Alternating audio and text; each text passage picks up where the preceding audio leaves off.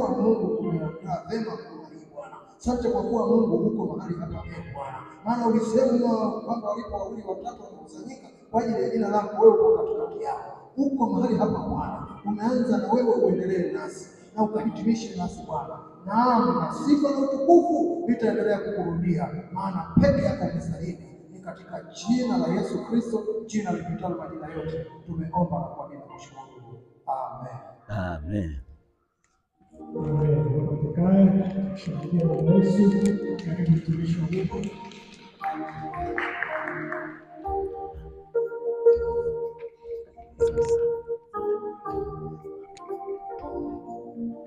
Haleluya, watu wa Mungu. Bwana Yesu asifiwe. Niombe radhi sana kwa kuchelewa. Moyoni mwangu napenda sana kuwepo kwenye Bible study.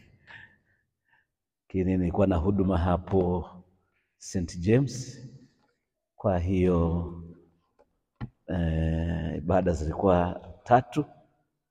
Kwa hiyo nikachelewa kufika. Lakini tunamshukuru Mungu sana. Mungu ni mwema siku zote. Na tunauona wema wake na ukuu wake. Ndugu zangu, bila kupoteza muda, maswali ni mengi. Kwa hiyo labda niombe tufanye hivi ili tuende haraka. Mniruhusu niwe na jibu, niweke mawazo kadhaa, alafu ndipo tuchangie sasa. Alafu ndipo tuendelee kama kuna mjadala au maswali zaidi. Naona hii ya kutupa tu swali likatupwa tu linatuvutia muda sana. Kule nyuma tulikuwa na kipindi cha maswali na majibu mwezi wa 4. Kuna maswali muhimu sana mawili yalibaki.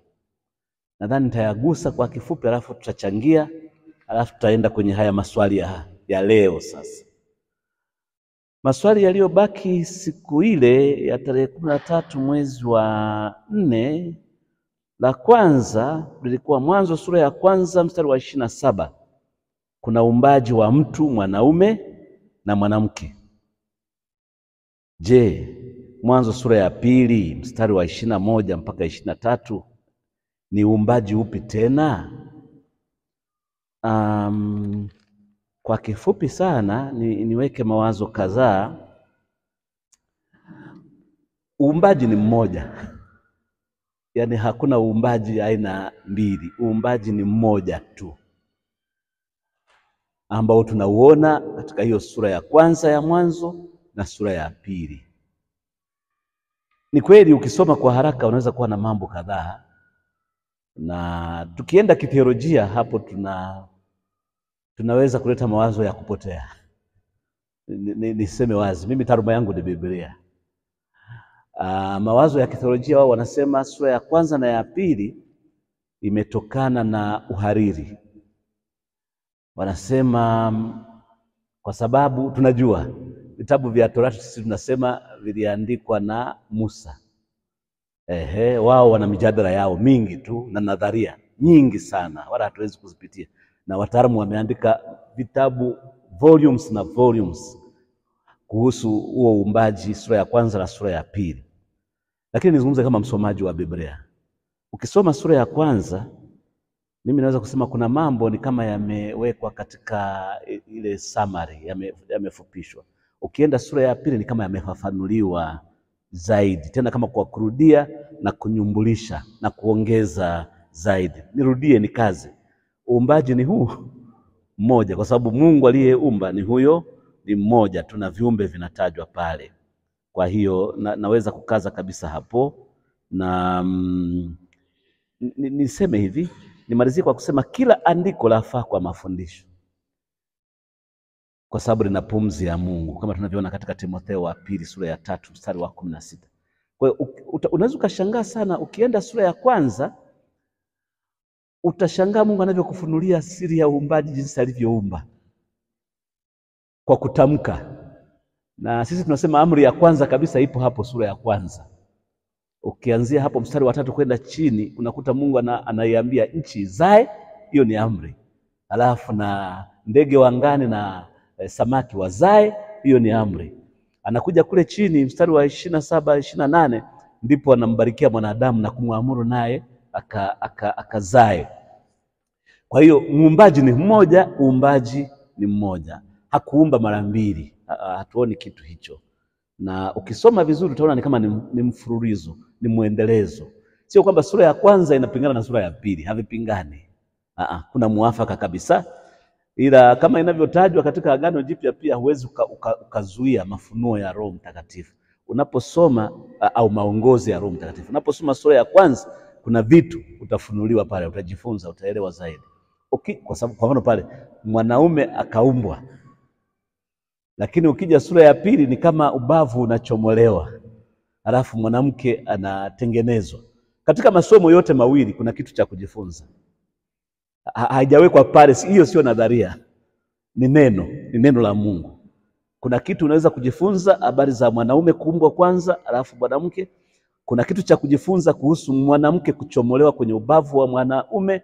Kuna kitu cha kujifunza pale, lakini bado tunabaki pale pale, uumbaji ni mmoja. Karibu kama kuna cha kuchangia, kama una mawazo fulani, kama unaona kuna kitu kinakuja. Sisi wote ni wasomaji wa Biblia na hatuji kuhitimu kamwe. Hii huwezi kuhitimu, kila siku ni mpya. Kila siku ni mpya. Kwa hiyo kama kuna cha kuongeza, kuna jambo unaweza ukaongeza, ukasema lolote lile. Karibuni.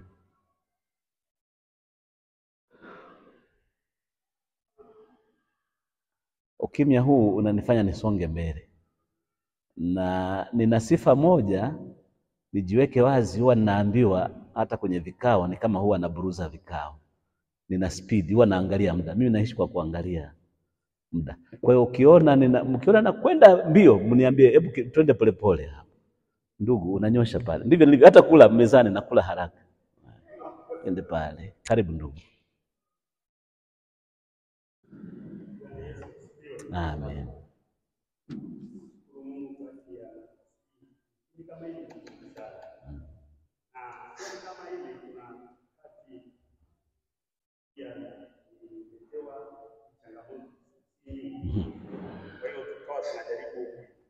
Yeah.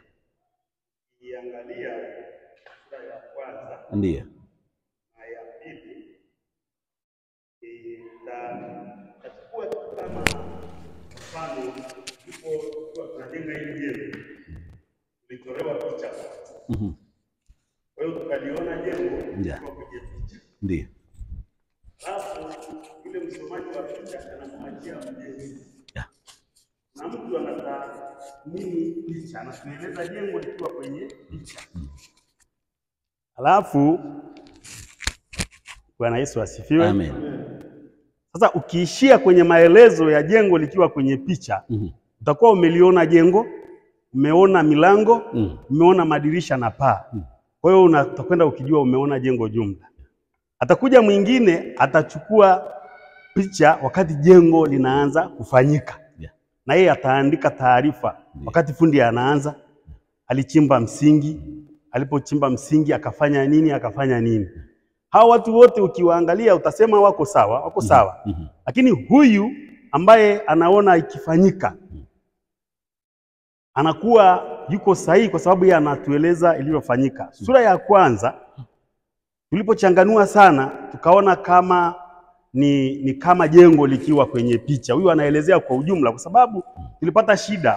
Watu walisema, kwanza tulikuwa tunajifunza, tukaona kuna swali likaja kwamba baada ya mwanaume kuumbwa ilipita miaka 300 ndio mwanamke akaja na yeye akatokea.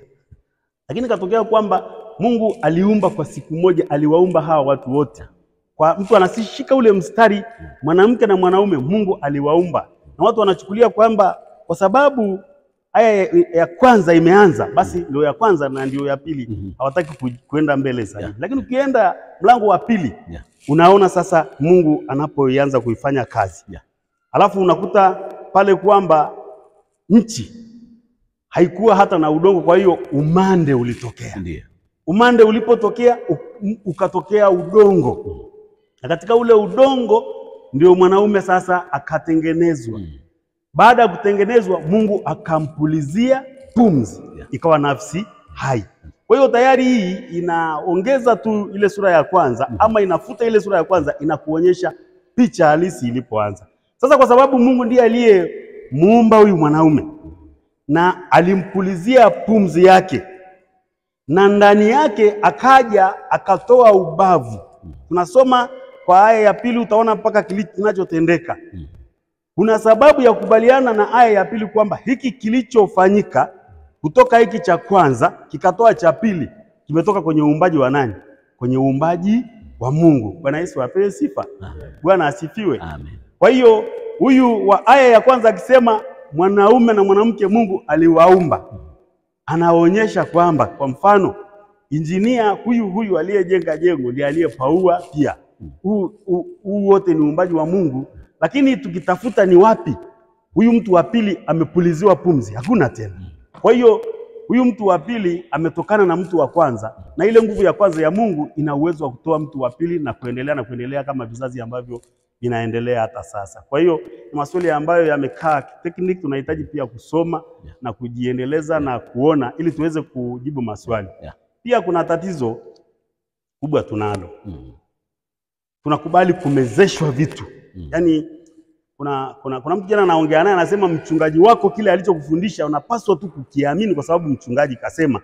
Haangalii, usikubali kumeza tu vitu, kajiongeze na wewe, kakae usome, kakae upitie, uelewe, ili hata mtu mwingine akikuuliza, tunao wenzetu wao wanatuuliza mtu akiwa kwenye mabano, uwe na sehemu ya pili ya kuweza kujibu. Kwa hiyo hizi sura zipingani zimekaa kwa namna hiyo kwa mawazo yangu. Bwana Yesu asifiwe sana. Ama kwa jinsi nilivyosoma mimi. Asante sana. Na mawazo yako yameungana na kile nilichoeleza. Asante sana.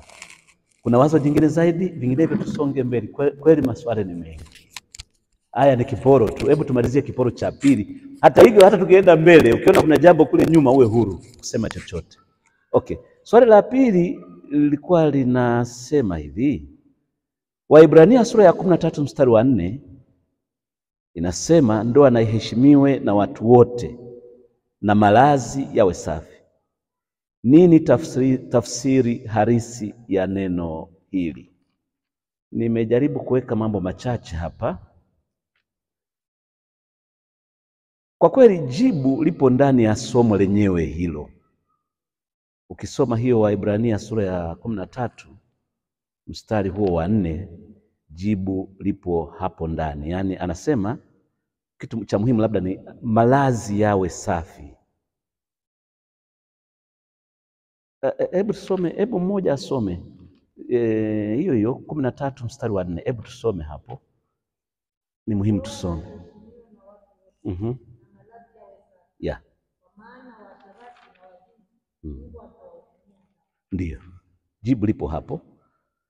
Malazi yawe safi, kwa maana waasherati na wazinzi Mungu atawahukumia adhabu. Hii sehemu ya pili tayari ni jibu. Kwa hiyo uasherati ni uchafu, uzinzi ni uchafu. Sasa ili ndoa iwe na heshima, ni lazima kukimbia zinaa katika ndoa, kukimbia uasherati. Wengi wanazuia uasherati na uzinzi ni tofauti gani? Hiyo mijadala ni ya chini sana, lakini uasherati inaweza kuwa labda ni mtu labda ambaye hajaolewa na huyu mwingine labda hajaoa, au akawa aliyeoa na ambaye hajaolewa labda sijui, au binti. Lakini hiyo isitusumbue, misamiati isitusumbue hata kidogo. Uasherati, uzinzi ni dhambi, na Biblia imetamka kabisa tukimbie zinaa.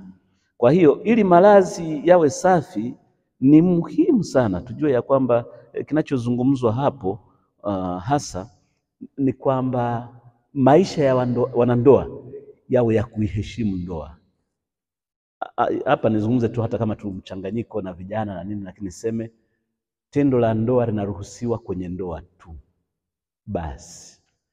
Tena ni kati ya mwanaume na mwanamke, mwanaume mmoja, mwanamke mmoja basi. Hakuna cha ziada pale. Nimewahi kuulizwa juzi mahali fulani nilikuwa nafundisha, wakasema siku hizi kuna vijana mashuleni nini kuna mambo yanatokea yanaitwa masturbation. Ni dhambi, ni uchafu, ni uchafu pia. Ni sawa kabisa na mtu anayekwenda kufanya zinaa au anayekwenda kufanya uasherati. Kwa hiyo malazi yanapaswa kuwa safi. Lakini pia nina mistari mingi hapa, lakini sina muda. Lakini ni muhimu pia kwa watu wa Mungu kujua kwamba tendo la ndoa pia kanuni zote za usafi zizingatiwe kwa watu wa Mungu. Yaani hapa tunazungumzia usafi wa kimwili kabisa. Licha usafi wa kiroho dhambi, lakini pia usafi wa kimwili kabisa. Inampendeza Mungu hivyo. Hivi ndugu zangu, sisi tunajua uchafu ni dhambi. Uchafu tu hii, yani literally kabisa uchafu ni dhambi. Dalili mojawapo ya uchafu wa rohoni ni uchafu wa nje. Naweza kuona hata waganga wa kienyeji, sijawahi kwenda kwa waganga wa kienyeji, lakini picha ninayoiona ni watu wanapenda uchafu, manguo makaniki na nini na nini. Kwa hiyo uchafu wa nje unaweza kutupa dokezo la uchafu wa mtu rohoni. Kwa hiyo kuwe na usafi. Na pia kwa hiyo kanuni zote za usafi zizingatiwe. Pia kuwe na usafi wa kuwa wastaarabu. Ustaarabu kwa maana ya kwamba lisifanyike tendo kwa lazima kama ubakaji. Yaani lisifananishwe na ubakaji, kwa sababu ubakaji pia ni uchafu. Yawe mazingira yanayompendeza Mungu. Nadhani imeeleweka. Karibu kama kuna nyongeza au chochote, karibuni, lakini naamini imeeleweka. Karibu. Kuna lolote, kuna nyongeza?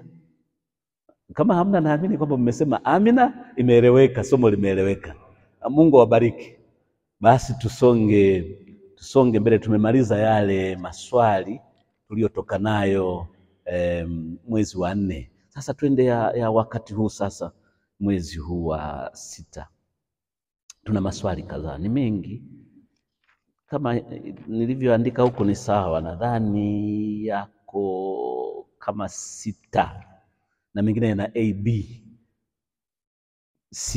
Mengi ni AB. Moja ni AB, yana AB. Swali la kwanza, kwa nini tuamini tutakwenda mbinguni wakati mji mpya utashuka kutoka mbinguni? Si tutapishana nao? Ni swali zuri sana. Ni swali zuri sana. Hilo swali ameuliza, hajaweka mstari, lakini nimetafuta, ipo Ufunuo sura ya 21. Ufunuo sura ya 21 mstari wa 1 na wa 3. Tunaweza kusoma. Ni vizuri tusome. Kama kuna mtu amepata hapo, asome kwa sauti. Ufunuo sura ya 21 mstari wa 1 mpaka wa 3. Ufunuo sura ya 21 mstari wa 3. Manake ndugu huyu muuliza swali alivyouliza ni kama kupishana na gari la mshahara. Kisha nikaona mbingu mpya na nchi mpya. Ndio. Kwa maana mbingu ya kwanza na nchi ya kwanza zimekwisha kupita, Ndio. wala hapana bahari tena. Yeah. Nami nikaona mji ule mtakatifu Yerusalemu mpya ukishuka kutoka mbinguni kwa Mungu. Ndio. Umewekwa tayari kama bibi harusi aliyekwisha kupakwa. Nikasikia sauti kubwa kutoka katika kiti cha enzi ikisema, tazama, maskani ya Mungu ni pamoja na wanadamu. Yeah. Naye atafanya maskani yake pamoja nao, nao watakuwa watu wake, naye Mungu mwenyewe atakuwa pamoja nao. Haya ni maono ya Yohana ambaye wakati huu alikuwa mfungwa huko Patmo, na Mungu alitaka kumuonyesha na hasa tuseme kulionyesha kanisa kwamba mateso yana mwisho. Alikuwa anaona wakati wa mateso, yeye mwenyewe alikuwa ni mfungwa kwa sababu ya imani yake. Kwa hiyo ni kama Mungu anataka kutoa faraja kwa kanisa kwamba mateso yana mwisho na ulimwengu wa sasa unapita, lakini baadaye tutakuwa na mbingu mpya na nchi mpya. Hapo sasa lazima tujibu swali, mbinguni ni wapi? Mbinguni ni mahali alipo Mungu. Tukwepe sana mtego wa kuonyesha kwamba mbinguni ni huko, kwa sababu ukiwa maeneo mengine kama Alaska na wapi, unaweza kushangaa mbinguni ni huko. Kwa hiyo mbinguni ni mahali alipo Mungu, na hapo mahali hapahami wala hapahamishwi. Kwa hiyo hayo yalikuwa maono. Mji unashuka, maana yake ni kama kuonyesha kwamba haya tunayoyaona hapa yatakwisha, yataondolewa. Na kweli unabii ulitoka tangu zamani kwamba dunia ya sasa na mbingu za sasa zitakunjwa kama karatasi kabisa, zitatupwa, zitaondolewa. Na ni kweli unajisi mwingi umetendeka katika ardhi hii. Tusiseme dunia, tuseme ulimwengu, ni universe. Kwa sababu kuna watu wamekwenda mpaka kwenye mwezi huko, wamenajisi kote huko kwenye sayari huko. Huwezi kusema kuna mahali pamejitenga ambapo ni patakatifu. Popote alipogusa mwanadamu pamenajisika. Kwa sababu hivi unajua dhambi kubwa wakati mwingine inatendeka kwenye mawazo pia, hata mawazo tu. Kwa hiyo unajisi umekuwa mkubwa sana. Kwa hiyo nchi hii na mbingu hii lazima vitoweke. Lakini tunatarajia sasa mbingu mpya kwa imani na nchi mpya. Hiyo mbingu mpya na nchi mpya ni mahali ambapo Mungu yupo. Na mahali hapo ni pa milele. Hapa hamishiki. Hatutapishana napo kwa sababu hata hivi tulivyoketi hapa tuko kwenye ufalme wa Mungu. Hivi tulivyo, tuko kwenye kiroho, tuko kwenye ufalme wa Mungu hivi tulivyo. Kwa hiyo tuna uraia wa aina mbili. Sisi ni raia wa hapa, lakini pia ni raia wa mbinguni. Kwa hiyo usije kasema utapishana na mbingu. Popote unayemwamini Yesu unayo mbingu tayari. Ufalme wa Mungu uko ndani yako tayari. Na kuja kwake tusidanganywe kabisa. Sisi tulio katika Yesu Kristo kutakuwa dhahiri. Ndio maana lazima tujiandae kama kanisa, tujiweke sawa. Usije kazani utapishana na hilo tukio. Kama uko katika Yesu Kristo huwezi kupishana na hilo tukio. Mbinguni ni mahali ambapo Mungu yupo. Na sisi tuko katika huo ufalme hivi tulivyo. Haleluya. Karibu kama kuna nyongeza, kama kuna chochote. Kwa hiyo hakuna kupishana na gari la mshahara wala nini. Hakuna. Kwa mtu aliyeokoka. Ndio.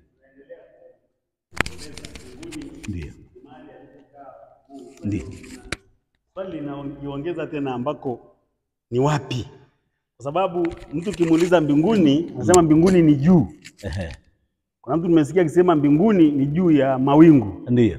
Lakini ukipanda ndege unakuwa huko juu ya mawingu yako chini. Kwa hiyo ndege je, iko mbinguni? Unaona? Kwa hiyo Mungu mbinguni ni mahali alipokaa Mungu, ambako ni wapi? Kwa hiyo swali bado linaendelea kujiongeza kwa kizazi cha sasa hivi, ambako ni wapi? Ndio. Iko chini au juu? Lakini tukisoma maandiko tunasema tutamuona akishuka. Ndio. Sasa akishuka kutoka wapi? Mbinguni. Niendelee kuongezea tu swali langu. Asante sana. Ndege ziko hapa duniani.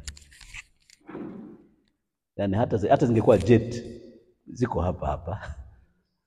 Ziko katika ulimwengu huu, haziko katika ule ulimwengu wa kiroho. Na ukisoma vizuri nyaraka za Paulo, yeye anaeleza juu ya mbingu za mbingu. Anazitaja mbingu kadhaa ambayo huwezi hata kuonyesha kwa mkono pale alipo Mungu. Kwanza hata nikinyosha hivi kidole hakifai. Hakifai kabisa kuonyesha mahali ambapo Mungu yupo. Kwa sababu mara navaa socks zangu, mara nini, hakifai hata kuonyesha mahali alipo Mungu. Jamani, hebu uweke mawazoni kwamba Mungu ni mtakatifu sana. Na mahali alipo ni patakatifu sana. Na alipo Mungu tumeruhusiwa sisi, tuna kibali cha kuwepo hapo mahali. Na tuko katika ufalme wake, lakini kweli kabisa atashuka. Ni kweli atashuka. Hiyo haina ubishi kabisa. Tutamuona kabisa anakuja. Kama sisi tulio maeneo kama haya tunaona kabisa anashuka mawinguni. Ni kweli atashuka. Lakini tusiingie kwenye jaribu la kujaribiwa tuonyeshe Mungu yuko wapi. Yaani huwezi kusema Mungu yule. Kwanza sistahili hata kusema hilo neno. Kwa sababu Mungu yuko ndani yangu pia. Mungu ni roho. Na ule ulimwengu tunaoutaja huo ni ulimwengu wa kiroho, ambapo ndege hizi zilizotengenezwa kwa mikono ya wanadamu haziwezi kufika hapo. Nadhani nimeeleweka ninachokisema. Zipo tu hapo juu ya mawingu, lakini haziwezi kufika hapo alipo Mungu. Karibu kama kuna nyongeza zaidi, au mwalimu unataka kusema kitu, ninavyokuona tu. Hujanyosha lakini ninavyokuona. Karibu. Bwana Yesu asifiwe. Amen. Si kwamba nasema sana, ila nasisitiza kwamba Ndio. alipo Mungu is too holy. Ni patakatifu mno. Hatuwezi hata kupaeleza au kutamka. Na tukikutana na Mwisraeli kweli kweli, hathubutu hata kusema hilo jina Mungu, Yawe, anaogopa kwa sababu ni kitu cha kimungu zaidi. Kwa hiyo Mungu ni mtakatifu sana. Na tukiwa na hii miili hatuwezi kumuona wala kupafika. Ila katika yule mwili wa kiroho tutakuwa na yeye. Ndio. Yeah. Asante sana. Asante mwalimu. Kuna nyongeza nyingine au lolote au wazo jingine lolote jipya au chochote kile? Tuko huru, sisi ni watu huru katika Yesu Kristo. Kama unaona kuna wazo fulani, uwe huru kusema. Bwana asifiwe. Amina. Sijui ni swali. Okay, ni swali. Kwanza tutapishana nalo, mwalimu ameeleza. Kumbuka wakati tunazungumza mbingu mpya na nchi mpya, ambayo yazungumzwa ni kwanza ile yanashuka na mawingu ilishapita. Yaani watu walishanyakuliwa. Kwa hiyo hawako kwenye physical hapo. Sawa? Hiyo kushuka ni kitu kingine. Watu dunia itakuwa inaendelea, dhiki zitakuwa zimeendelea huko kwenye dunia hii ya sasa. Kwa hiyo kupishana naye haiwezekani, kwa sababu uko katika ufalme wa Mungu, umeshaingia kwenye karamu yake ya mwana kondoo. Yaani uko na Yesu, kama ni physical, spiritual, uko naye hivi. Maana wewe ni mwenyeji kwenye hiyo karamu, una enjoy muda wote. Kuna vitu tunatamani tueleze kibinadamu, vitu vya kimungu ambavyo kidogo ni changamoto. Sababu ukisoma Mwanzo, hapo mwanzo Mungu aliumba mbingu na nchi. Alikuwa wapi? Utaanza kuuliza Mungu alikuwa wapi wakati anaumba mbingu na nchi? Utaanza kuuliza. Kuna vitu is beyond our explanation. Hata maandishi ya kibiblia yamejitahidi kuelezea lugha ya kimungu kwa lugha ya kibinadamu. Yaani kuna vitu ambavyo tumeelezewa kibinadamu ili tuelewe, lakini kiuhalisia is far beyond our understanding. Kwa hiyo sijui mimi nisemaje, lakini Mungu yupo, halipo kama ni mbinguni lakini Mungu yupo. Yesu alisema ufalme wa Mungu kati yetu, niko pamoja nanyi siku zote, sitawaacha. Yaani tuko naye. Kwa hiyo yupo katikati yetu, yupo patakatifu pake. Amen. Kwa ujumla Mungu ni roho. Asante sana. Kuna zaidi? Ndio. Zemfinani.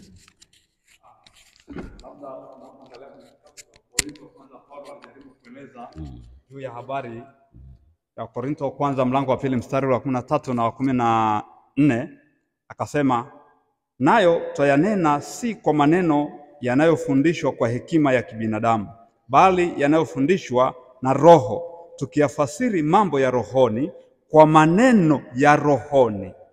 Mstari wa 14, basi mwanadamu wa tabia ya asili hayapokei mambo ya rohoni, wala mambo ya Roho wa Mungu, maana kwake huyo ni upuuzi, wala hawezi kuyafahamu kwa kuwa yatambulikana kwa jinsi ya rohoni. Sasa hapa alipozungumza hapa mambo ya rohoni, hakuna lugha ya kibinadamu ambayo mtu anaweza akaeleza, mtu ambaye asiyejua mambo ya rohoni akaweza kuelewa, kwa sababu Roho wa Mungu ndiye anayefasiri juu ya mambo ya rohoni. Kwa mambo ya habari ya mbingu na Yerusalemu hiyo mpya ni mambo ya rohoni. Anapozungumza juu ya habari ya kushuka huo mji mtakatifu, ni mambo ya rohoni, ni lugha inayotumika ya rohoni. Sasa tunapoileta kwa jinsi ya mwili, tutamani kumjulisha kwa jinsi ya mwili, haiwezekani, kwa sababu ni mambo ya Roho wa Mungu anayeweza kufunua yeye mwenyewe, wala si kwa matakwa yetu sisi tunaotaka, kulingana na neno la Mungu. Asante sana. Asante sana. Kuna zaidi? Vinginevyo tusonge mbele. Swali la pili na A na B. Karibu maswali matatu, A, B, C. Swali la kwanza linasema, ni wapi imeandikwa akamnyang'anya shetani funguo za mamlaka? Labda tuanzie hapo, niende moja moja. Ni wapi imeandikwa akamnyang'anya shetani funguo za mamlaka? Kuna mistari kadhaa. Unaweza kusoma Ufunuo sura ya 1 mstari wa 18, hapo pameandikwa habari za ufunguo. Halafu Ufunuo sura ya 9 mstari wa 1, halafu Ufunuo sura ya 20 mstari wa 1. Lakini katika Agano pia la Kale, Isaya sura ya 22 mstari wa 22. Kwa kifupi niseme tu, kibiblia ufunguo ni mamlaka. Labda tusome hiyo Ufunuo sura ya 22. Tuanze Isaya 22 mstari wa 22. Isaya 22 mstari wa 22, aliyeona hapo anaweza akasoma hapo. Yeyote atakayeona. Isaya 22 mstari wa 22.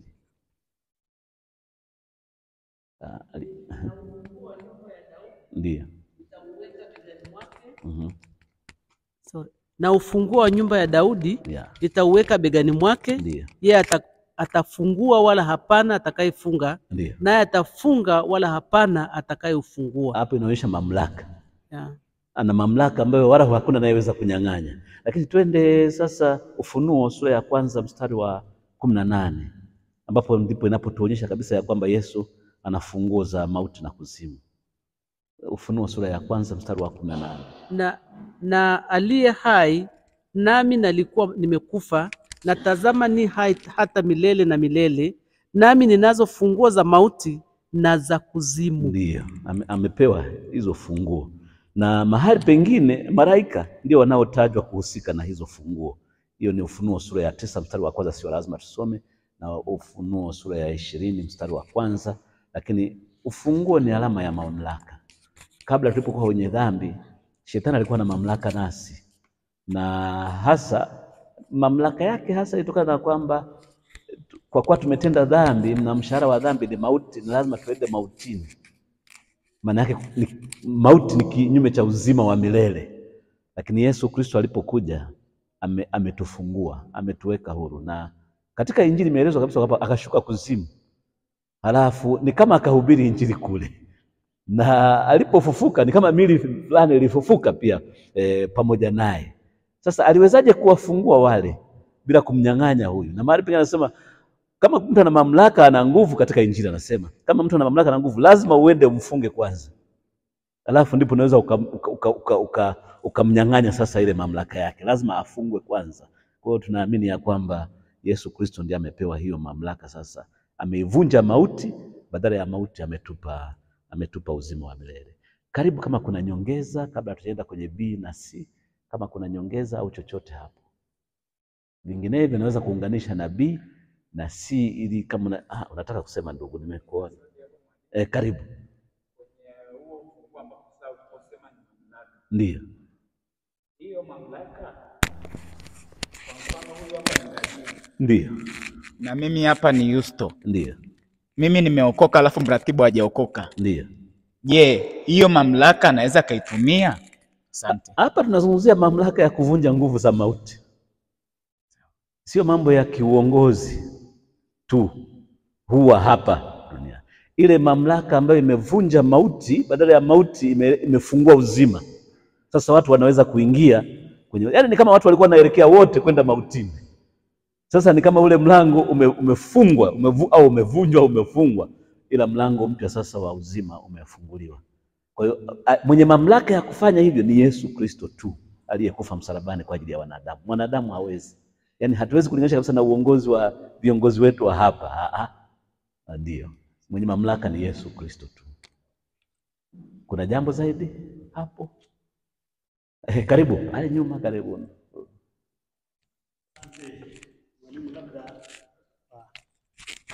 Kwa muuliza swali. Ndio. Sasa kwa sababu maswali haya unajua sisi tuliosogea kidogo. Ndio. Hawa watu sasa umri umeenda, wana unafuu kidogo kwa sababu haya maswali hawakutani nayo. Hawa watu sasa kama akina mchungaji Elinaja, kina ndugu hapa, wanapopeleka sasa huduma ya Injili, wanakutana na mazingira magumu kwa sababu vijana wa sasa hivi wanataka uwape uhalisia wa kitu. Ndio. Ukiwaacha tu katika hali ya kuamini, si wachache, yani wanataka uwadhibitishie. Kwa hiyo tumjibu tu huyo mtu kwamba kuna kitu tunaita, sijui niseme nini, yani elimu inaenda zaidi. Unajua wanasemaga wasanii wanaweza kuunganisha hiki na hiki wakaleta jambo. Unaweza kuona tu alama, lakini anakuambia anaona picha fulani. Ndiyo. Sasa elimu ndio inatuonyesha kwamba alipopewa funguo za mauti na kuzimu, hayo ndio mamlaka. Lakini kiuhalisia akitafuta ule mstari, inawezekana yule mtu amehubiri mahali akazungumza habari ya akamnyang'anya funguo za mamlaka. Na tunasikia waimbaji kabisa wakiimba Yesu alipanda akamnyang'anya funguo za mamlaka. Kwa hiyo huyu mtu alitaka amuonyeshe huo mstari ulioandikwa funguo za mamlaka. Hakuna sehemu imeandikwa funguo za mamlaka. Lakini tunaona mamlaka kwa namna nyingine, na tunaona kwamba alipewa funguo za mauti na kuzimu. Kwa hiyo ndio mamlaka yenyewe. Lakini akitafuta mstari ulioandikwa funguo za mamlaka, na mimi nijaribu kuangalia kama vile haupati sehemu imeunganishwa akamnyang'anya funguo za mamlaka. Lakini hilo wazo ndio linalotawala katika mistari yote tuliyoisoma hii. Aliyekuwa na mamlaka ya kuwapeleka kuwafunga watu kuzimu ni Shetani. Kwa hiyo mpaka tunaweza kuokolewa, mpaka tunaweza kutoka kwenye hiyo mamlaka, ni lazima alinyang'anywa hizo funguo, yani hiyo mamlaka. Kwa hiyo kwenye neno la Mungu tuna mambo mawili tunapochambua neno lilivyo. Unachukua yaliyomo mle unayadadavua, unayaelezea. Huchukui ya kwako unayaingiza kwenye neno. Yaliyoko kwenye neno ndio unayoyaelezea, unaruhusiwa kuyaelezea. Kwa hiyo anaposema akamnyang'anya funguo za mamlaka ni maelezo yanayotokana na mistari, na yote tumeisema. Mistari yote inayohusu funguo na mamlaka ya Yesu Kristo tumeitaja yote, hakuna tuliobakiza. Na tunaruhusiwa kudadavua au kutafsiri, kueleza zaidi. Kwa hiyo hata waimbaji wanapoimba hivyo hawajakosea popote. Ndilo wazo kuu. Hilo ndilo wazo kuu la mistari yote hii tuliyoisoma. Asante. Kuna zaidi? Kuna lolote hapo zaidi? Kama hakuna, tuende B sasa. Ni wapi imeandikwa Mungu ni mume wa wajane? Hii ni jepesi. Ni Isaya 54 mstari wa 4 mpaka wa 6. Hilo limeandikwa kabisa, literally kabisa. Ni mume wa wajane. Isaya sura ya 54 mstari wa 4 mpaka wa 6. Na imetamkwa sasa mume wa wajane. Wala hatuna haja ya kusoma. Weka iangalie tu hiyo. Isaya sura ya 54 mstari wa 4 mpaka wa 6. Hilo wala hatudadavui wala nini, imeandikwa kabisa mume wa wajane. Nadhani imeeleweka. Naangalia kama kuna mkono. Si ya mwisho kwenye hiyo namba 2, lakini bado maswali ni mengi. Sodoma na Gomora kwa sasa nasikia hakuna kinachoota. Kwa sasa nchi hiyo ni ipi? Nalo hili limeangukia kwenye eneo langu kabisa. Sodoma na Gomora, kwanza habari zake zimeandikwa Mwanzo sura ya 19 mstari wa 24 na wa 25. Na ni kweli mahali hapo ni kama majivu. Na hiyo Sodoma na Gomora ni miongoni mwa miji mitano ya eneo la bonde la bahari ya chumvi. Kuna miji mitano. Ukisoma hiyo Mwanzo 19 24 mpaka 25 utaona pana miji mitano, miji iliyo bondeni kwenye bonde la bahari ya chumvi. Na miji mingine ni Adma, alafu Seboimu na Rasha, au wengine wanaita Zoari. Kwa hiyo ni miji mitano iliyopo kwenye hilo bonde la chumvi. Lakini kwa sasa, kwa leo, Sodoma na Gomora ni wapi? Panaitwaje? Panaitwa Al-Lisani. Al-Lisani ni katika nchi ya Jordan kwa sasa. Ni kwenye mipaka ya Jordan kwa sababu iko kusini mwa bonde la bahari ya chumvi. Inaitwa Al-Lisani. Ni nchi ya Jordan, iko chini ya Jordan. Na ukisikia Jordan, mbona sasa hivi kuna vita huko, lakini Jordan haipigani, haijungi na wale, kwa sababu Jordan ndio wale wanaitwa wa Edom, wana wa Esau. Mwisraeli ni ndugu yao kabisa, na pana urafiki, licha ya kwamba huko Uislamu ndio unaotawala, lakini hutasikia hata siku moja. Ni majirani kabisa na Israeli, hutasikia hata siku moja wakipigana na Israeli. Labda mmewahi kusikia popote kwenye vyombo vya habari Jordan na Israeli wanapigana. Hakuna kitu kama hicho. Na kwa hiyo Sodoma na Gomora sasa hivi panaitwa Ar-Lisan katika mipaka ya nchi ya Jordan. Okay. Sijui kama labda kuna cha kuongeza hapo. Twende swali la 3. Nikampenda Yakobo, nikamchukia Esau. Kwa nini Mungu alimchukia Esau angali bado mtoto? Je, Mungu ana upendeleo? Nitajuaje kwamba Mungu ananichukia? Kwa nini nihubiriwe habari za Mungu anayenichukia? Siniishi ninavyotaka bila kuambiwa chochote juu ya sheria zake? Yaani nikijua Mungu ananichukia, kwa nini niendelee kuhubiriwa wakati ananichukia? Lakini ameuliza swali la muhimu sana pale. Je, Mungu ana upendeleo? Naomba sana hili nisilijibu haraka. Hebu tuanzie hapo. Mungu ana upendeleo? Karibuni watu wa Mungu. Je, Mungu ana upendeleo? Karibuni, tuwe huru kwenye fellowship yetu, yani tuko huru, hakuna faini. Mwalimu, karibu.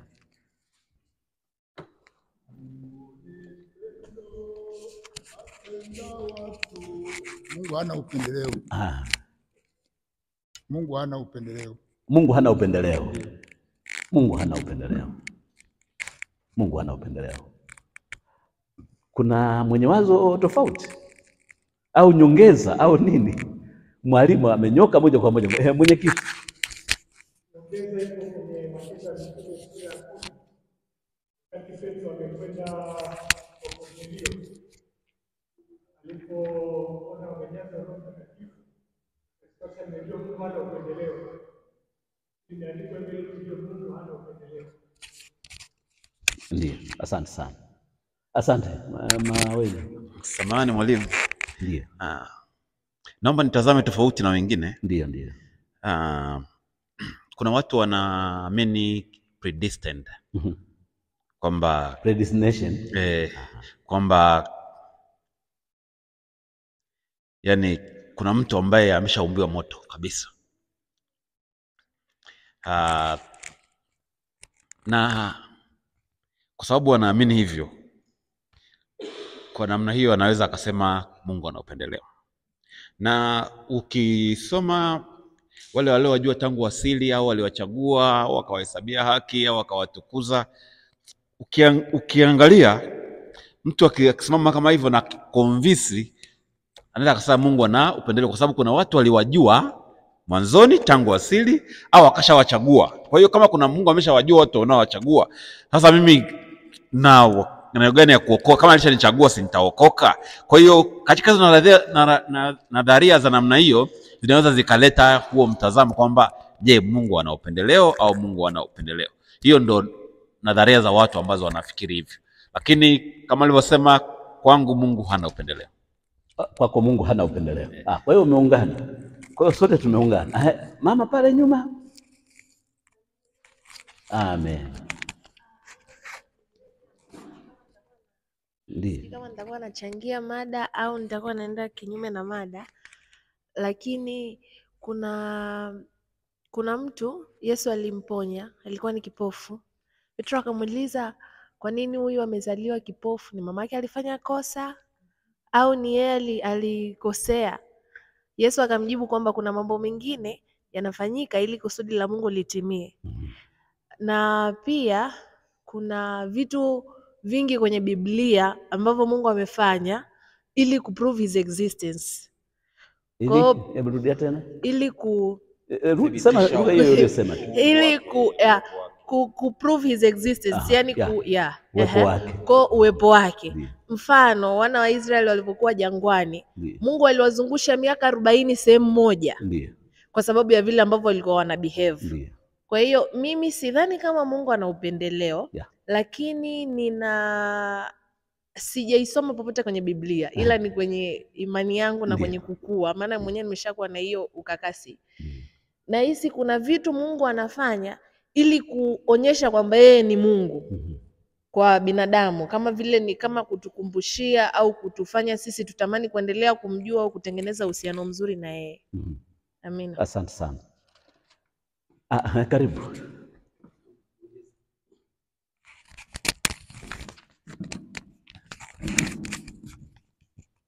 Bwana asifiwe. Amen. Ninaona kama nakuwa msemaji, uwe huru kabisa zaidi, lakini napenda hizi challenge. Tunasema Mungu ana upendeleo. Mimi nataka kuchukulia kwamba inabidi tuangalie, maana unajua Biblia ni mkusanyiko wa vitabu, ni ushuhuda wa kwangu. Yaani tumeokoka, kila mtu anatembea na Bwana kwenye maisha yake. Kwa namshuhudia nilivyo. Kwa sababu nikimsoma Ayubu 10 mstari wa 12 anasema, umenijazi uhai na upendeleo, na maangalizi yako yameilinda roho yangu. Kwa hiyo yeye anaona Mungu ana upendeleo. Kuna mstari mwingine hapa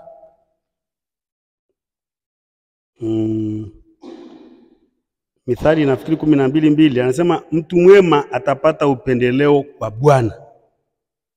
Kwa hiyo kuna eneo ukikuta unakuta kwamba una upendeleo, na anasema ninawapenda wale wote wanipendao, na wale wanitafutao kwa bidii wataniona. Kwa hiyo bado mimi naona kwamba ukiwasoma huku kwa wengine wasema Mungu, hakika Mungu ana upendeleo, kwa sababu mtu amepata kitu ambacho anafikiri yani asingefaa. Kwa hiyo anasema Mungu ana upendeleo, lakini huku kwingine tunaonyesha kwamba Mungu ana upendeleo. Maana hata muuliza swali ameuliza swali, atukusoma mstari kwamba alimpenda huyu akamchukia huyu. Sasa tukijikita hapo, kuna aliyependelewa na kuna ambayo tunaonyesha kwamba hata kama amependwa lakini hajapendelewa. Je, katikati hapo kuna nini? Kwa hiyo hata mimi bado nataka kuona kwamba Mungu ana upendeleo. Asante sana. Mwalimu, nataka kusema hapana. Mungu hana upendeleo. Mungu hana upendeleo. Mungu hana favor, lakini kwenye akili zetu as a human being tunaweza tukafeel kwamba Mungu ana upendeleo kwa sababu ya our feelings, lakini the truth Mungu is holy na hana upendeleo. Mwinjilisti, kama umemaliza tumpe mwinjilisti pale. Karibu. Bwana Yesu asifiwe. Wapendwa, waliouliza swali au mtu akiuliza swali anataka kujua, na tusipite haraka haraka, na ndio maana tumetulia kabisa. Anaposema Mungu ana upendeleo, maanake ndilo swali. Je, Mungu ana upendeleo? Sasa ananukuu maneno kama vile mtumishi alivyosema pale kwamba hivi Yakobo na Esau walikuwa anakosa gani mpaka Mungu akawa hana radhi naye akampendelea Yakobo? Maana unaona kabisa kwamba ukisoma sehemu hiyo utaona kwamba ni mataifa mawili yalikuwa yanagombana huko ndani. Ni mtu anatoka tumbo moja lakini baba na mama ni mmoja, lakini Mungu anasema neno linasema kwamba ni mataifa mawili yako ndani. Na akasema kabisa kwamba nimempendelea Yakobo kuliko Esau. Sasa ndio maana huyo mtu anataka ajibiwe vizuri kwamba Mungu ana upendeleo kwa namna gani? Sawa. Kwa namna gani? Sawa kabisa. Asante sana. Karibu mama wewe. Alafu atakuja mratibu. Bwana Yesu asifiwe. Sasa mimi sijui narudisha watu wengine nyuma kwa sababu pia na mimi nahitaji kuelewa. Swali hapo linasema, je, Mungu ana upendeleo? Lakini sasa katika tafakari yangu nikasema, mbona kama tunazungumzia swala la upendo, yamkini kuna utofauti kati ya upendo na upendeleo. Labda turudi hapo ili nieleweshwe, yamkini tukapata majibu mazuri. Kwa nipe maana ya upendo na upendeleo. Asante sana. tutafika huko, lakini mratibu ulikuwa na jambo.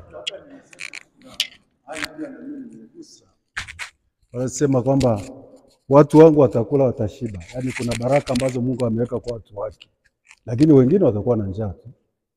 Ndio. Utajenga nyumba utalala. Wanasema watu wangu watakula na watashiba, watalima na watafanikiwa, lakini wengine hawezi pata. Sawa. Hebu tuende kama alivyosema mwalimu, nataka kusema. Hebu tumpe mwalimu pale nyuma. Pale.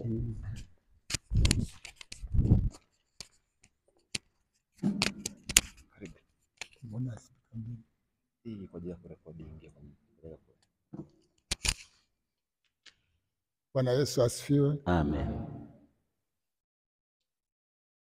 Ukisoma Mwanzo sura ya 4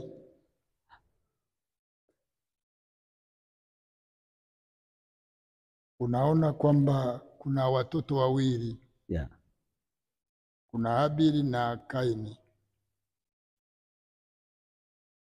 na anatakabali dhabihu ya Habili, anaikataa dhabihu ya Kaini.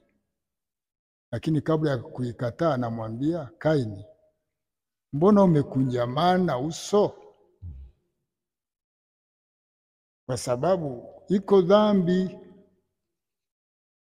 jitahidi uache dhambi. Kaini alikataa kujitahidi kuacha dhambi. Sasa unaweza ukasema Mungu anampendelea Habili kwa sababu hiyo Kaini aling'ania dhambi na Mungu hapatani na dhambi. Hiyo ni moja. Uende kwa Yakobo na Esau. We Esau umezaliwa wa kwanza, inakuwaje kwa ajili ya chakula unasema hata kuzaliwa kwa kwanza kule chukua? Unamdharau Mungu kiasi hicho? Kwa nini mdharau Mungu? Asa wewe umeamua kumdharau Mungu. Hivi Mungu apendelee watu wanaomdharau? Alafu Mungu akimpendelea Yakobo usema ana upendeleo. Sasa hii inakuwaje? Kwa hiyo kwa lugha nyingine, lugha inayosema Mungu anapenda watu wote, isipokuwa anachukia dhambi. Hiyo ndio jibu sahihi tu. Anachukia dhambi. Ukienda dhambi utafikia amekuonea. Hapatani na dhambi. Dhambi zenu zimeuficha uso wangu. That's a simple question answer. Ni dhambi tu zinazofanya mtu ajione kwamba amechukiwa. Okay. Ukienda kwenye swala wa Israeli, taifa la Mungu, taifa langu, Biblia inasema, ukitazama haraka haraka utafikiri kwamba anawapendea Waisraeli. Kila kitu kina mahali pa kuanzia. Waisraeli walichukuliwa kama chombo cha kufundishia watu wake, aweke utukufu ndani ya Waisraeli ili sisi tuone utukufu, tuache miungu, tumche yeye. Sasa angeanzia wapi? Angeanzia kwa Wachaga? Bahati mbaya kuanzia kwa Wachaga sasa. Lakini haina maana kwamba Waisraeli wote anapenda kuliko wote. Ukisoma Galatia sura ile ya 3 mstari wa 7 sinasema watu wa imani ndio wana wa Ibrahim. Hiyo wa Galatia ngoja niisome hiyo. Alafu utasema kwamba Israeli inapendelewa. Umejikataa mwenyewe. Wewe ujikataa alafu umsingizie Mungu. Ngoja nisome wa Galatia inasema hivi mstari wa 7. Fahamuni basi, wa Galatia sura ya 3 mstari wa 7. Fahamuni basi ya kuwa wale walio wa imani hao ndio wana wa Ibrahim. Na andiko kwa vile lilivyoona tangu zamani kwamba Mungu atawahesabia haki mataifa. Unaona? Sio Israeli, mataifa kwa imani. Ilimhubiri Ibrahimu habari njema zamani na kusema hivyo. Sasa Ukisikia kwamba Mungu anawabariki Israeli, ukimlaani Israeli umelaaniwa. Hapa amesema watu wa imani ndio wana wa Ibrahim. Sasa wewe hutaki kuingia huko, unakwenda kutafuta Israeli, kuibariki Israeli. Sasa ujinga wako huu ndio usumbue watu. Huo ni kutokuelewa kwako tu. Kwa hiyo mimi nasema Mungu wetu hana ubaguzi, isipokuwa watu wenyewe wanajirusha. Hasira ya mkizi anajirusha, anatumbukia kwenye. Tunaona hiyo. Bwana Yesu asifiwe. Asante sana mwalimu. Labda tu kwa kuwa muda unakimbia sana, ukiwaulizia kabisa wa theolojia, wao majibu yao ni mepesi. Wana nadharia, watakwambia Mungu ana upendeleo na hana upendeleo basi. Lakini kiuhalisia, ukisoma vizuri Biblia, Mungu hana upendeleo, wala hakuna njia mbili. Njia ni moja tu. Yesu alisema ndio yenu iwe ndio, hapana. Mambo ya siasa unajaribu kupiga huku na huku, ni vigumu. Sasa turudi kwenye predestination. Hiyo ni theolojia. Mwanzilishi ni John Calvin. Haikufika popote. Alisema walioandikiwa tu ndio wataokoka, na mengine aliingiza mambo magumu kidogo. Magumu. Yaani akamfanya Mungu ni kama ni dikteta. Mungu sio dikteta. Mwaonaje ndugu zangu, kijana anataka kuoa, anamkuta binti anasema tangu leo utakuwa mke wangu. Wataishi? Lazima kuwe hiari ya kuchagua, kusema ndio au. Hata imani ni hivyo hivyo, kumtii Mungu, kumkubali Mungu au kumkataa. Lakini huwezi kusema kwa Mungu kuna upendeleo. Haupo. Ametoa fursa au ruhusa kwa wote. Labda nifuate hapa ili nisiende nje. Mungu ni kweli humrehemu apendaye kumrehemu, lakini kwa Mungu hakuna upendeleo. Maana tunaposema kumrehemu ndio anayeona mimi ni mwenye dhambi, Mungu unirehemu. Anamrehemu. Na huyu mtu ataanza kuishi maisha ya kukimbia dhambi, kukataa dhambi. Anamrehemu. Na kwa hiyo kwa Mungu hakuna upendeleo, maana yeye anaangalia sana moyo.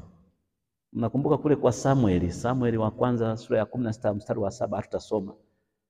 Samueli anapomwangalia Jonathan mtoto wa Yese, mtu mwenye mabavu, anaona bila shaka huyu ni mfalme. Mungu anamwambia, unavyotazama sivyo ninavyotazama mimi naangalia moyo. Na matokeo yake anamchukua Daudi. Katika Agano Jipya, Mungu hamchukii mwanadamu, bali kila amwaminie Yesu Kristo anapata uzima, anasamehewa. Yaani mnakumbuka vizuri ile Yohana sura ya 3 mstari wa 16 tumekariri tangu Sunday school hiyo. Mungu anaupenda ulimwengu. Ni mwenye upendo. Lakini hata kulazimisha wewe uingie katika uzima, uingie katika wokovu, hata kulazimisha. Ni Mungu mwenye upendo. Anathamini ile hiari yako ya kuchagua, kumtii, kumpenda, kumwamini au kutokumwamini. Tukimwamini Yesu Kristo tunajua hatuchukiwi, bali tunapendwa. Kwa hiyo unaweza kusema tumependelewa, ni kweli. Tumemwamini. Tunapendwa. Na sasa turudi pale, kosa la Esau ni nini? Ameshasema mwalimu pale na wengine mmesema. Kosa la Esau huwa tunalijumlisha kwa kusema ni tamaa. Yaani njaa imemuuma, utazani tamuua hapo hapo. Mpaka anauza uzaliwa wa kwanza kwa ajili ya makande. Tena afadhali ingekuwa pilau. Njaa haina adabu. Njaa tu ya muda mfupi tu. Sio kwamba asubuhi labda hakula au jana hakula. Alikula. Sasa ametoka kuwinda na ubabe nini, anakuta kande, harufu ya kande inanukia, anasema nipe kande. Anasema basi tufanye biashara, na wewe nipe uzaliwa wa kwanza. Mungu ndiye aliyemfanya kuwa mzaliwa wa kwanza kama alivyosema mwalimu na tulivyosema na wengine. Lakini yeye akaudharau kwa tamaa ya kitu muda mfupi tu. Unajua tamaa ya muda mfupi inaweza kuharibu kila kitu. Kila kitu ya muda mfupi tu. Kwa hiyo sio kwamba Mungu alifanya kitu fulani cha mambo ya ajabu sana. Huyu alifanya maamuzi mabaya kabisa. Na ukienda kwa Warumi, sisi tunatumia lugha nzuri hapa nini upendo. Kwa Rumi sura ya 9 mstari wa 13 Paulo anasema kabisa, Mungu akasema mimi namchukia Esau na nimempenda Yakobo. Kwa nini? Maamuzi yake yale. Lakini ndugu zangu, tusisahau Mungu ni wa rehema. Jamani, Mungu ni wa rehema. Esau bado tu alibarikiwa. Hata baba yake si alimbariki. Yakobo anapotaka kumpa mali, ametanguliza mali achukue, akasema vya nini, ninavyo vingi. Na kule mwisho mpaka anamzika na baba yake pamoja na Yakobo, walimzika kwa pamoja. Mbele, ukienda mbele kidogo sura ya tusisome nitaeleza tu. Ukitaka kujua vizuri habari za Esau, usome Mwanzo sura ya 36. Na kule mwishoni Mungu anambariki mpaka kutoka kwenye tumbo lake, sio tumbo, kwenye viuno vyake, kwenye uzao wake wanatoka majumbe. Wameandikwa pale majumbe, maana yake watawala, maana yake wafalme. Wengi wameorozeshwa pale sura ya 36 ya Mwanzo. Majumbe wenye utawala katika maeneo yao, katika nchi zao, na wamekufa wakiwa matajiri wote, yeye na watoto wake. Mungu ana upendeleo? Hana. Unaweza ukashangaa hata mvua, hata wale waovu kabisa. Unapakara kwenye shamba na mtu mwovu kabisa, unashangaa naye mvua inakwenda kwake. Karibu mwalimu. Ndio. Ndio. Tuangalie uhalisia tulio nao. Yeah. Hebu angalia wa Japani. Ndio. Wa Japani wanaabudu miungu. Yeah. Kabisa. Yeah. Wana mungu wao wanamuita Shinto. Nenda kwa Wachina ambao hawauelewi Ukristo kabisa.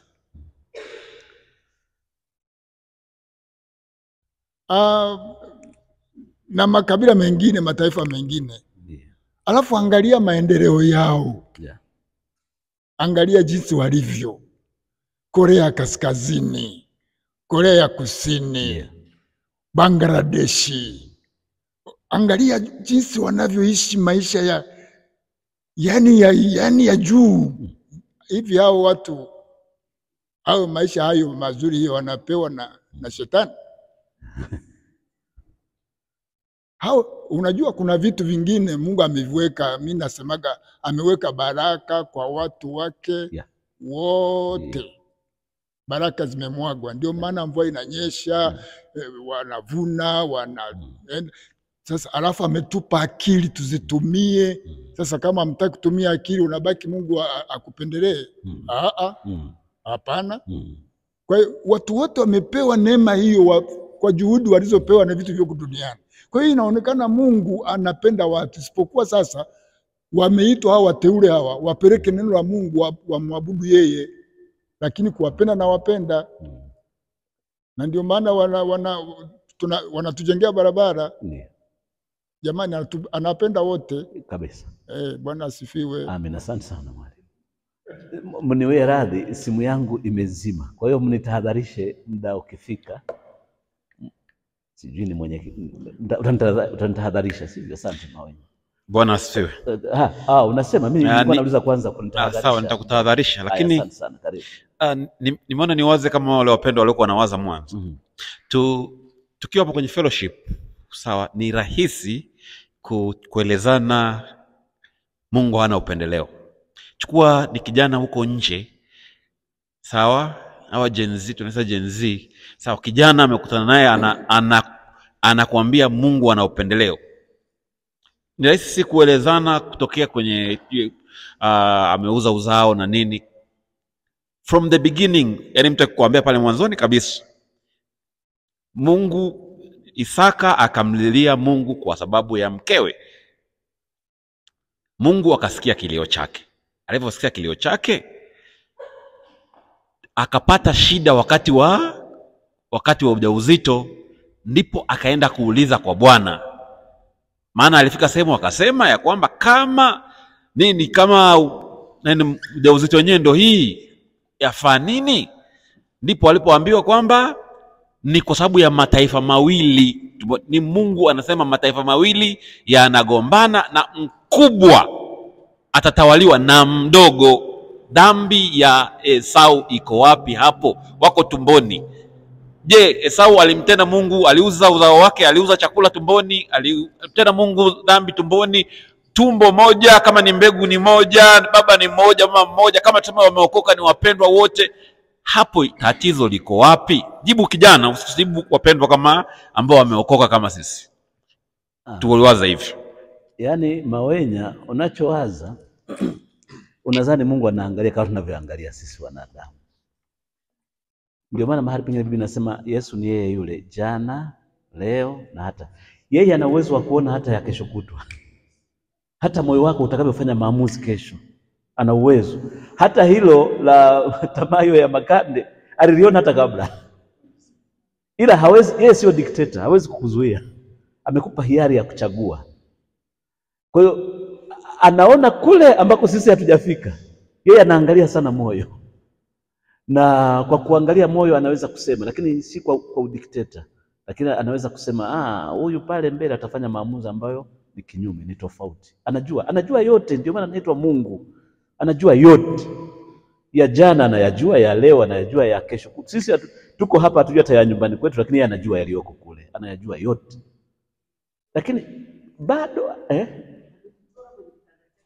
anajua kabisa kila kitu. Lakini ametupa heshima ya sisi sio robot. Anataka tufanye maamuzi fulani. Ndio maana ametupa hiyo mioyo na uwezo wa kufikiri na akili na kadhalika, uwezo wa kufanya maamuzi na kadhalika. Kwa hiyo anayajua yote ya leo, ya jana, ya leo, hata ya kesho, anayajua yote kabisa. Usije ukazani hapo ndipo alipotenda dhambi kule tumboni.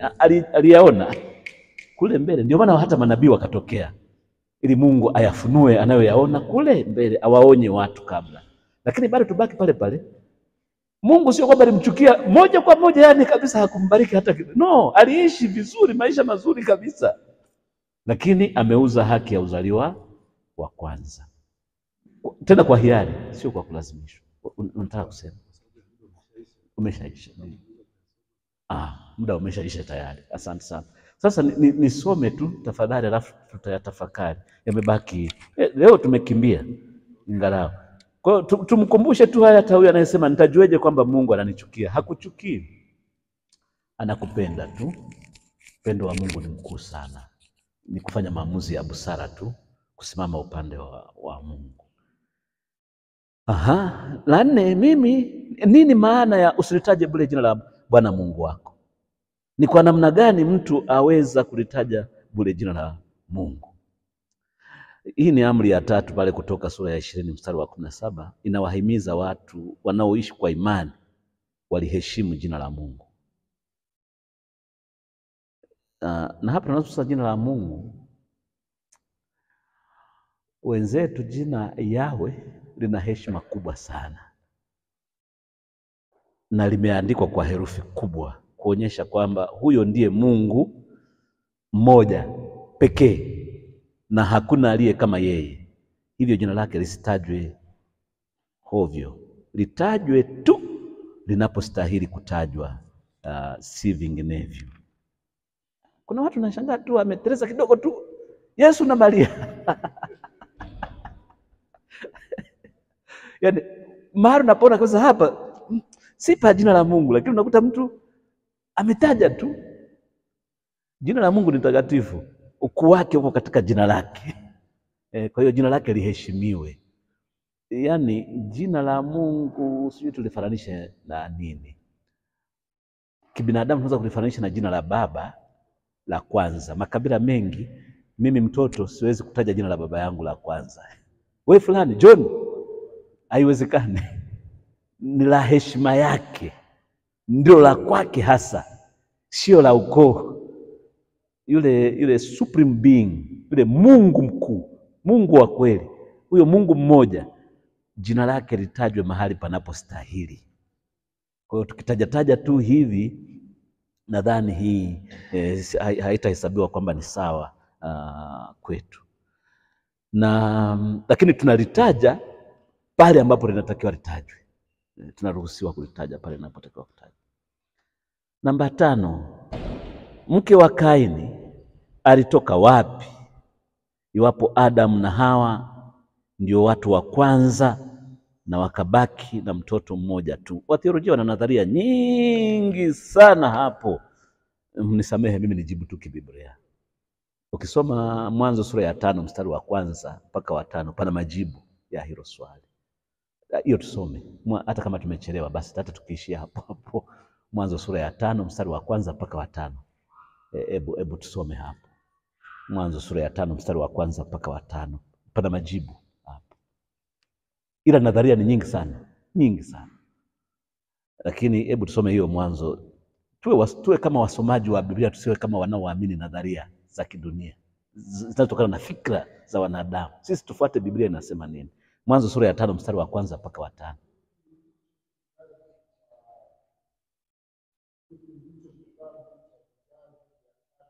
Yeah.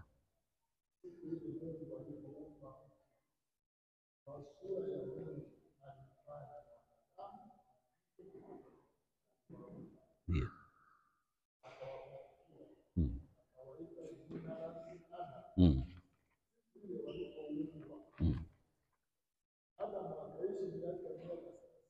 Ndiyo.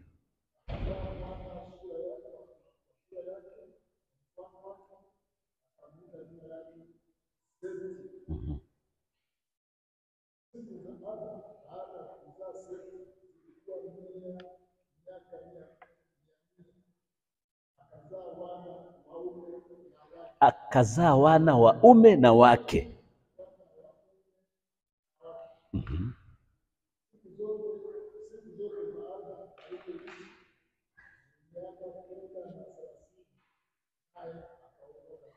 Ndiyo.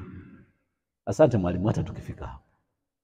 Alizaa watoto wa kike na wa kiume, na nyakati hizo watu waliruhusiwa kuoa dada zao, waliruhusiwa kuoana. Hata Ibrahim wanaposema Sara ni dada yangu, hakusema uongo. Ni kweli kabisa, baba mmoja ila mama mbalimbali, lakini baba huyu. Kwa hiyo huyo ni mdogo wake kabisa. Watu walioana kwa njia hiyo, na baadaye sasa watu wamekuwa wengi basi, lakini sisi tumetoka huko, wote tumetoka kwenye hiyo familia. Na hata hapa Tanzania kulikuwa na makabila ambayo kabisa mtu anaweza kumuoa binamu yake au kabisa. Unashangaa mtu anamuoa binamu. Sio kama wameanza tu njiani, kilikuweko tangu huko kwenye asili yetu kule. Kwa hiyo nadharia, tukitaka nadharia hizo ni nyingi mno, lakini kwa nini tuzungumze yale ambayo yanafikiriwa na wanadamu? Kwa nini tusifuate Biblia inavyosema? Tubaki kwenye maandiko. Mwalimu, naona unanyosha, basi uwe useme. Karibu. Ndiyo.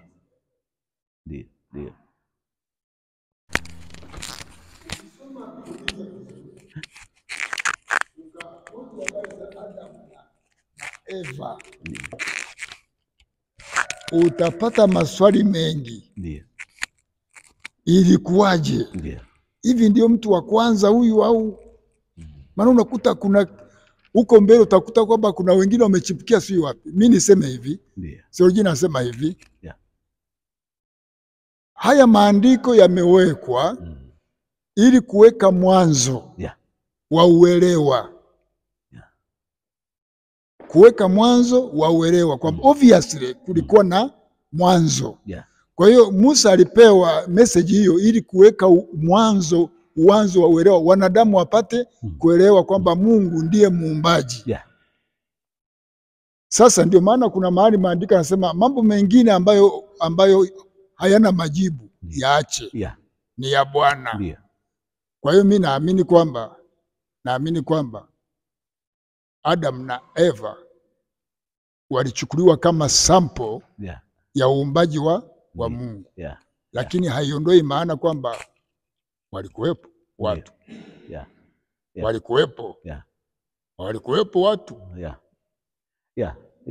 Hiyo ni nadharia mojawapo ya kitheolojia lakini mimi naogopa kuingia kwenye nadharia za kitheolojia. Nimebobea kabisa kwenye theolojia, lakini nataka kufuata maandiko yanavyosema.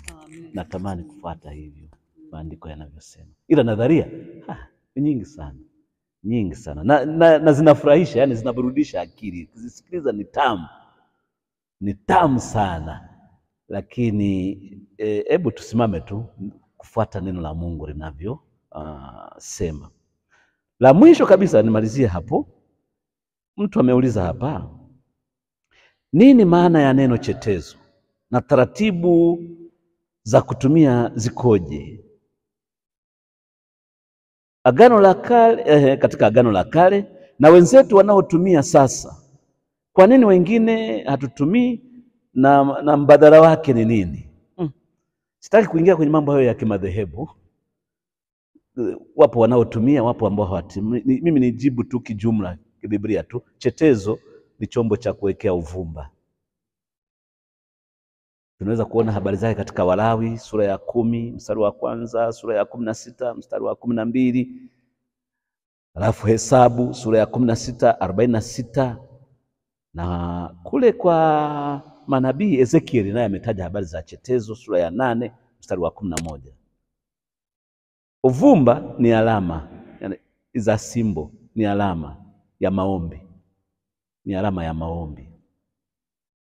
Badala ya kutumia chetezo na uvumba kwa sasa, tunaweza kuzungumza na Mungu moja kwa moja kwa njia ya maombi. Tunaweza. Ila kwenye mambo ya misimamo ya madhehebu siwezi kuingia huko, lakini tunaweza sasa tukaomba tu moja kwa moja badala ya hiyo simbo, hiyo alama ya kutumia chetezo. Watu wa Mungu, asante sana, muda umeenda sana. Mungu atubariki sana. Mwenyekiti, nina ombi dogo tu, mimi naanza likizo, ninasafiri, basi nitaomba